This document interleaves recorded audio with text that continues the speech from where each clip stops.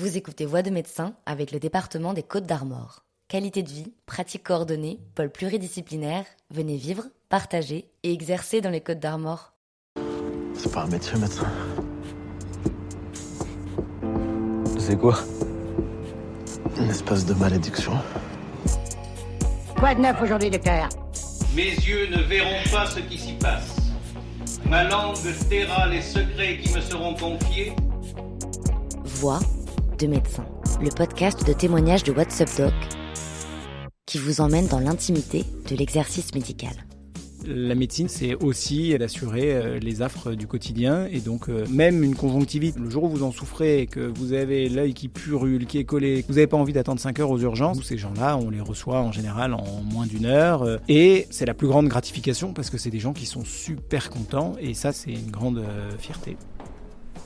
Romain Jaillon est médecin ophtalmologue, installé en libéral à Paris depuis 5 ans. C'est ça. Enchantée. Avec lui, nous avons parlé de rétine, de financiarisation de la médecine et d'amitié. La première fois que j'ai pensé devenir médecin, ça devait être en première, au contact d'un bon ami qui, lui, était convaincu de vouloir être médecin. Ses 2 parents étaient médecins, avaient un schéma de vie qui me plaisait bien.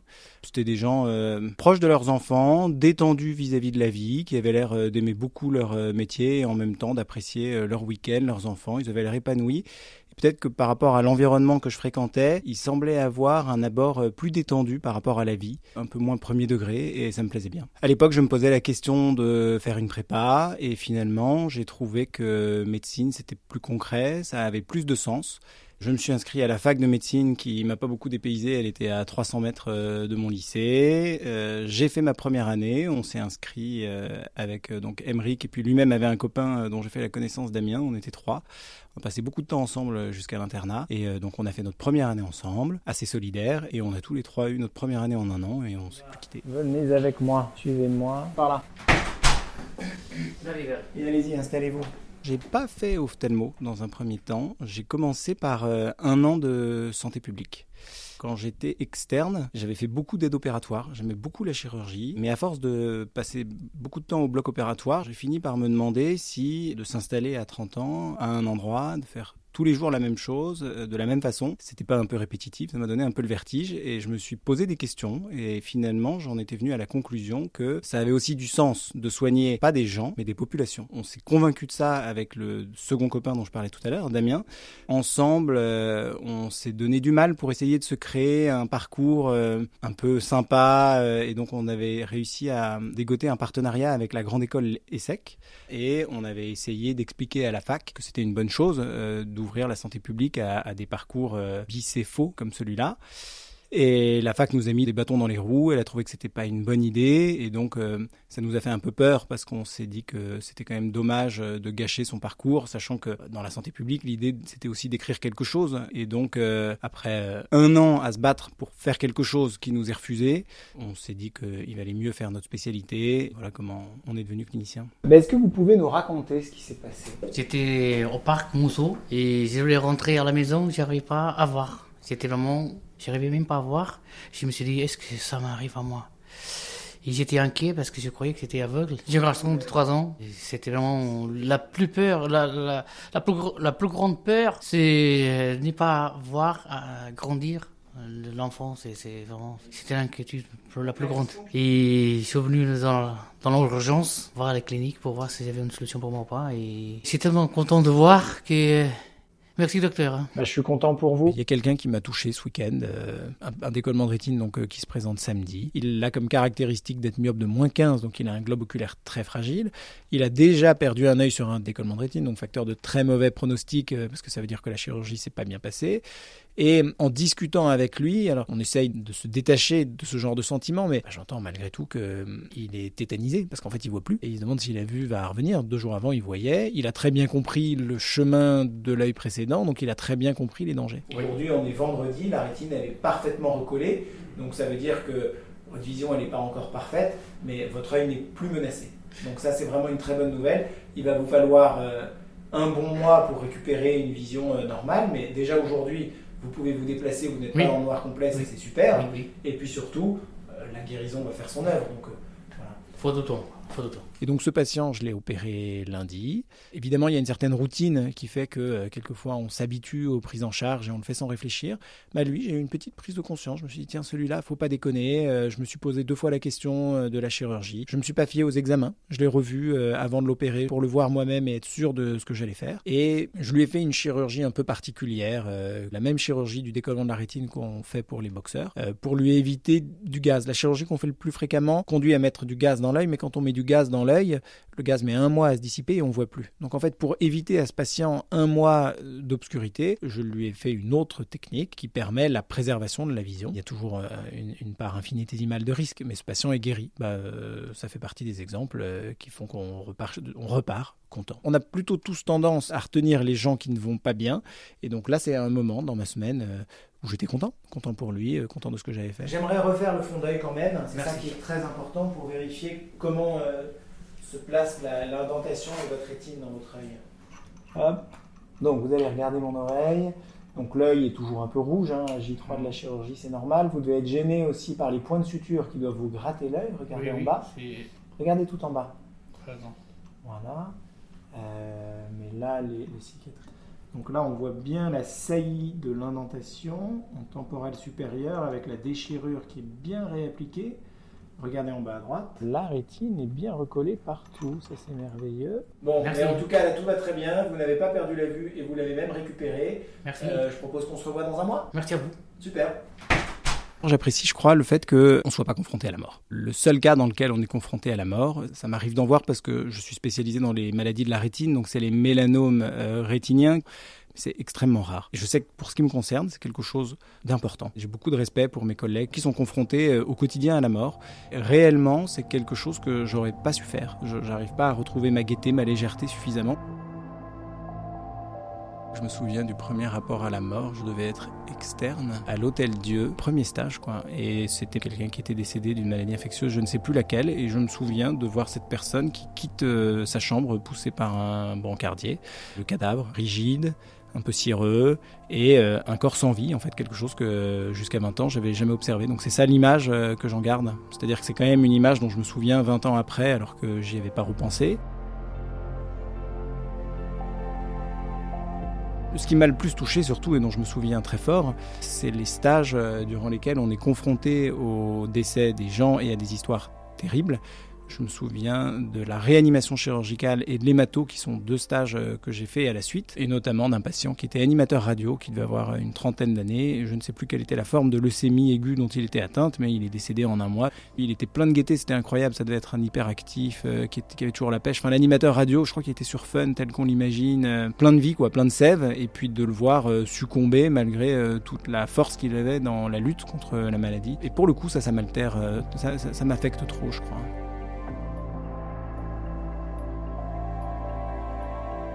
Aujourd'hui, en ophtalmo, j'ai ceci étant une activité qui est probablement plus lourde que d'autres parce que je m'occupe de rétine, donc ça m'arrive de voir des patients qui ont une DMLA.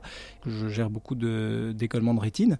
Le décollement de rétine, la plupart du temps, laisse pas de séquelles, mais parfois laisse des séquelles extrêmement lourdes, donc ça peut m'arriver de gérer la cécité des gens. On ne peut pas dire que ce soit une petite mort, mais c'est quand même quelque chose de très lourd, de très inattendu. Je crois que c'est le maximum que j'arrive à gérer. C'est-à-dire que c'est quand même des gens avec qui on peut dialoguer, des gens à qui on peut apporter des messages d'espoir, donc c'est pas the end. La vie continue.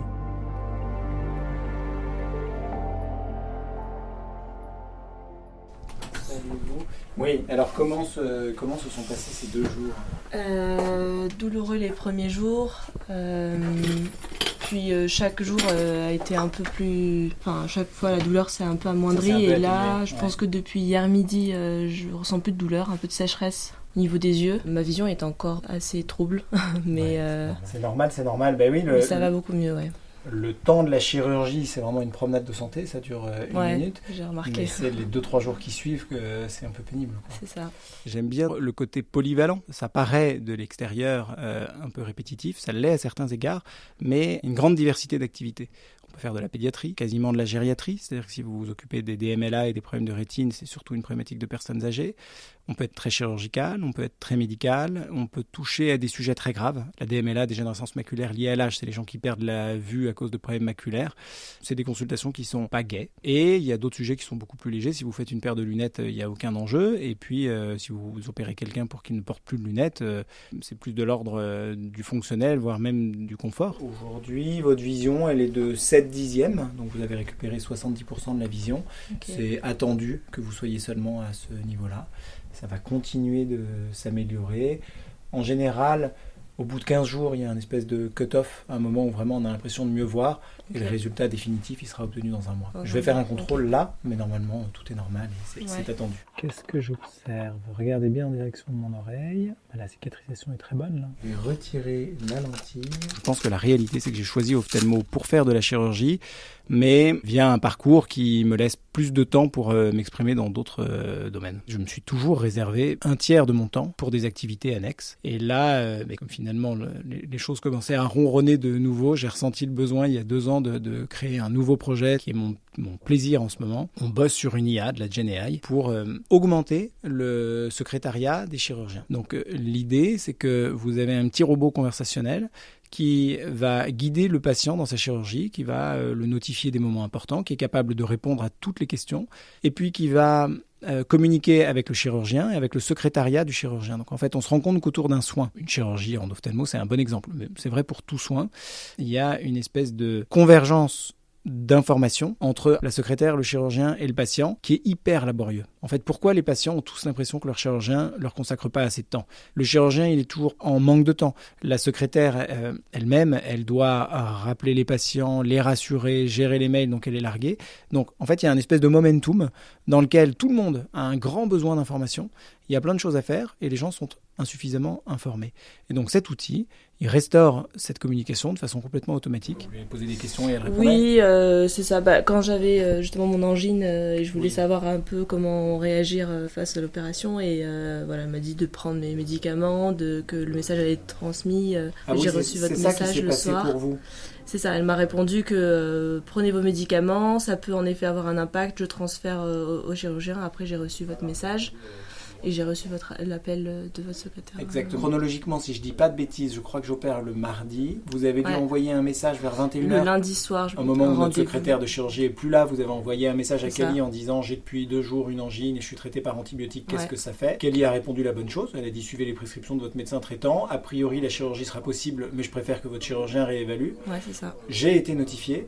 Il se trouve que comme je suis un bon élève, je me souviens avoir répondu à 23h. Ouais, mais j'étais déjà... Vous dormiez déjà. Et où je vous ai dit, a priori pas de problème, mais on vous appelle demain pour une évaluation. Ouais, c'est ça. Voilà le chemin. Okay. Pendant l'assistanat, en fait, s'est posé la question avec Ludovic, quelle allait être finalement notre activité pour la suite. En réfléchissant, on a tous les deux partagé que dans l'internat et l'exercice qui était le nôtre à Paris, il y avait une problématique autour de l'accueil des urgences ophtalmologiques. Les gens qui ont une pathologie bénigne des yeux, mais pour lequel un besoin de consultation urgent est nécessaire, minimum 4 ou 5 heures d'attente. Et donc, on a partagé ce constat et on s'est dit que peut-être il y avait la place pour créer dans Paris, qui est un univers qu'on connaît très bien, une structure de soins non programmés pour... à notre échelle, essayer de prendre notre part finalement à ce sujet. Donc c'est comme ça qu'est née cette idée, créer un cabinet qui soit un cabinet conventionnel, qui assure des consultations standards, qui s'occupe de la chirurgie et en même temps qui ait des horaires d'ouverture suffisamment larges pour permettre d'être identifié comme une structure d'urgence. Donc on est ouvert 7 jours sur 7, on est ouvert de 8h à 21h et la promesse c'est que tout patient qui consulte sans rendez-vous est vu pour le sujet d'urgence qui est le sien. Asseyez-vous, madame. Vous consultez en urgence parce que depuis quelques jours, c'est ça ? Vous avez des symptômes ? Ce matin, j'ai eu le symptôme très fort qu'on m'a fait signaler, des éclairs qui ont duré 2-3 minutes. Donc, je me suis inquiétée par rapport à... Est-ce que ça vous était déjà arrivé ? Pas si long. Sur le même œil ? Sur le même œil, oui, c'est l'œil gauche qui a le problème.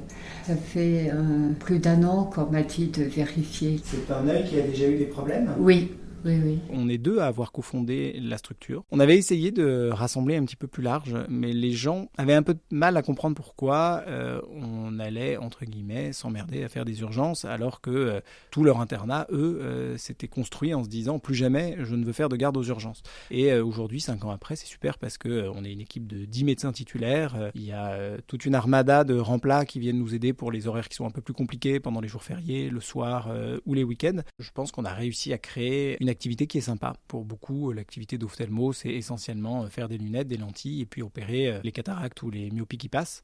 Nous, on a une activité qui est presque celle d'un hôpital, très très variée, qui ratisse très large et donc ça permet de satisfaire tout le monde, de se sentir peut-être moins enfermé. Donc je pense que pour les médecins qui travaillent ici, c'est un plaisir parce que vous pouvez faire de la pédiatrie, vous pouvez gérer par exemple des décollements de rétine. Les gens avant tout sont très satisfaits et ça c'est super parce que la médecine c'est pas seulement de prendre en charge un patient atteint de cancer en phase terminale, c'est aussi d'assurer les affres du quotidien et donc on peut parfois avoir tendance à toiser un peu une maladie bénigne, un bobo, mais quand même une conjonctivite que nous on étiquette comme bénigne, le jour où vous en souffrez, que vous avez l'œil qui purule, qui est collé, que vous pouvez plus regarder, vous n'avez pas envie d'attendre 5 heures aux urgences et d'avoir un interne carbonisé qui n'a plus l'énergie de vous consacrer le temps qui est nécessaire. Et donc nous, ces gens-là, on les reçoit en général en moins d'1 heure, on leur consacre les 10 minutes qui sont nécessaires, on les rassure, on leur donne le traitement. Et c'est la plus grande gratification parce que c'est des gens qui sont super contents et ça, c'est une grande fierté. Vous avez eu vraisemblablement il y a 1 an un décollement du vitré, c'était ça qui a été pris en charge de l'œil gauche au 15-20. J'ai l'impression le décollement du vitré tel que vous l'avez eu il y a 1 an, il n'est pas forcément complet. Peut être partiel, donc là vous avez dû faire la fin du décollement du vitré. Et donc ce qui est important pour nous, c'est simplement de faire l'examen du fond d'œil pour vérifier que ça ne s'associe pas à une déchirure qui elle peut donner un décollement de rétine. Regardez tout en bas, vers vos pieds. Et il y a peut-être un dernier point dont on est très fiers et qui nous anime beaucoup, qui est de ne pas avoir cédé à la financiarisation de la médecine. Notre structure, elle est assez grande, hein. On voit près de 1000 patients par semaine. C'est difficile, ça demande du matériel, ça demande des ressources, ça demande des capitaux, ça demande de l'organisation. Et c'est justement sur ces points-là que se glisse la financiarisation de la médecine, parce que c'est une charge que les médecins souvent ne veulent pas assumer. Et nous, on est très fiers d'avoir un cabinet qui est géré par les médecins. Et je pense que ça nous donne une identité qui est très propre, qui est certes d'avoir un défi de lucrativité, c'est-à-dire qu'on ne peut pas s'autoriser à perdre de l'argent, mais de le faire avec le souci du patient et avec le souci de tout ce qui a constitué les 10 ans d'études qu'on a fait. Et donc, je pense que pour nous, ça c'est une très grande fierté avec Ludovic. Donc, ça nous prend du temps. Mais personnellement, j'en tire un grand plaisir. Déjà, parce que ça diversifie l'activité. Ensuite, parce que c'est une source de curiosité au quotidien. Bon, c'est super. Votre périphérie rétinienne, elle est normale. Il n'y a pas de déchirure. Et les éclairs lumineux, ils se sont associés à d'autres symptômes, des douleurs? Non, rien du tout. Ça me brûlait. L'œil brûlait beaucoup. Mais je vous rassure, tout va très bien. Tout va très bien. C'est une convention, mais je pense que c'est bien que vous fassiez un contrôle dans 1 mois. Parfait. Si vous avez des questions. Non. La vue qui baisse, il faut que j'attende pour changer de lunettes. Alors la vue qui baisse, on a, nous, réévalué la qualité de votre vision. Vous voyez encore 10 sur 10. Un peu laborieusement, mais vous les voyez quand même. Sur les fois où vraiment j'ai pas su faire, je garde 2-3 souvenirs. Je peux en citer un particulièrement. J'étais interne. Comme j'avais fait santé publique, j'étais au début de mon internat d'ophtalmo un peu moins formé que les autres. J'étais arrivé avec mon ancienneté dans un stage relativement seniorisé. Et je pense que le binôme avec qui j'étais avait pas pris la mesure de mes lacunes sur certains sujets. Et donc, on était au bloc et il me demande de descendre aux urgences pour examiner un décollement de rétine. Je le fais du mieux que je peux. La journée est dense, tout est lancé. Je fais la programmation pour qu'on l'opère à la fin du programme qu'on avait amorcé. Ce patient, il avait un décollement de rétine particulier. Il n'avait pas un décollement de rétine lié à une déchirure. Il avait un décollement de rétine à cause d'une tumeur. On s'en est rendu compte au tout début de l'opération. Alors heureusement, on n'a pas fait toute l'opération, mais on a quand même eu le temps de mettre des trocars, donc des minuscules instruments qui pénètrent dans l'œil. On n'aurait pas dû, évidemment, opérer ce patient. Si vous faites un trou dans l'œil, il y a un risque que certaines cellules essaiment par le trou que vous avez fait et colonisent les tissus voisins, donc la conjonctive par exemple. Si c'est le cas, ça peut donner des tableaux qui sont terribles parce que vous avez un mélanome qui était dans l'œil et puis qui se met à pousser sur l'œil. Enfin, c'est un patient qui va bien aujourd'hui, donc ça aide beaucoup à assumer son erreur. Mais c'est dur, il y a une grande culpabilité, on a l'impression de ne pas avoir su faire. En même temps, au fond de soi, j'ai l'impression d'avoir une carapace qui est liée à une capacité de rationaliser. Évidemment, ça me touche, je suis très empathique. Le soir, je rentre. Parfois, ça peut même m'empêcher de dormir, d'y penser. Mais en détriquant le truc, j'arrive à arriver à une analyse rationnelle. On trouve toujours un collègue, un ami, parfois sa compagne. Il ne faut pas le faire trop souvent, mais pour discuter. Et en fait, ce qui compte, c'est d'arriver, à mon avis, à faire en sorte que les erreurs deviennent des axes d'amélioration. Donc, si on prend l'exemple de ce patient, déjà, je m'en souviens. Encore aujourd'hui, je connais son nom et j'ai suivi jusque tard son état. Puis ça m'a permis d'apprendre à tous les égards, de comprendre qu'il fallait pas se surestimer, de comprendre qu'il fallait être prudent, que quand on sait pas, il faut le dire, que parfois, peut-être ça c'est un apprentissage très très fort, on ne sait pas qu'on ne sait pas. Et ça c'est très dur, c'est-à-dire que j'ai pas tellement de difficulté à dire que je sais pas.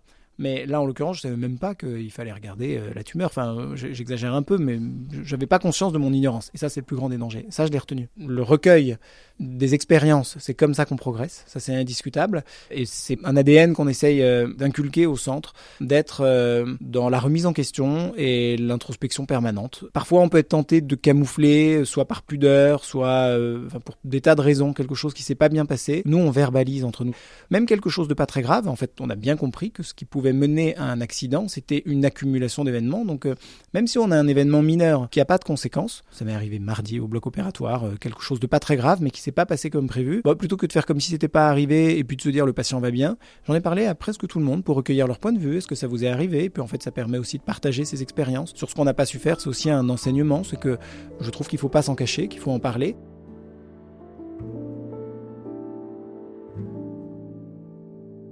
Alors, le plus grand enseignement de toutes mes années d'exercice, c'est d'abord qu'on fait un très beau métier, qui a du sens, qui est porté par l'altérité. Et je pense que dans une vie, ça donne beaucoup de sérénité, parce qu'en fait, on se lève en étant moins rongé par de l'amertume ou je ne sais quel sentiment. On se lève en sachant pourquoi on le fait. Et donc, je pense que ça donne un sens assez sain à la vie. Ce que j'ai retenu aussi, c'est qu'il faut être humble vis-à-vis de tout. C'est dans les moments d'exaltation ou de trop grande confiance qu'on fait les bêtises.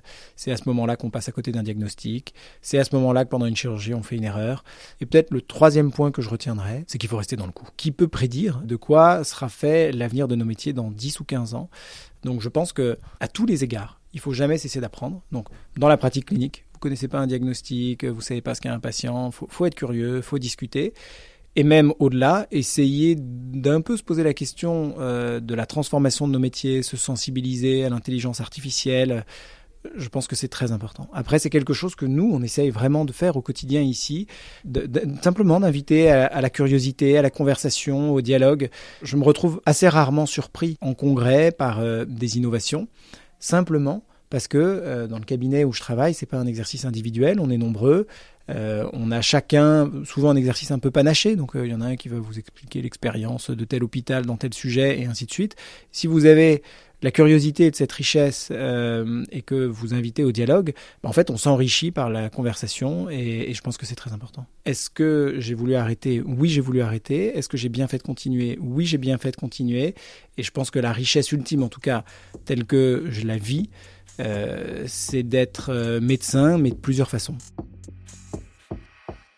Voix de médecin est un podcast de What's Up Doc, disponible une fois par mois, partout où vous écoutez des podcasts. Si vous avez aimé l'épisode, partagez-le avec vos proches et mettez-nous des étoiles.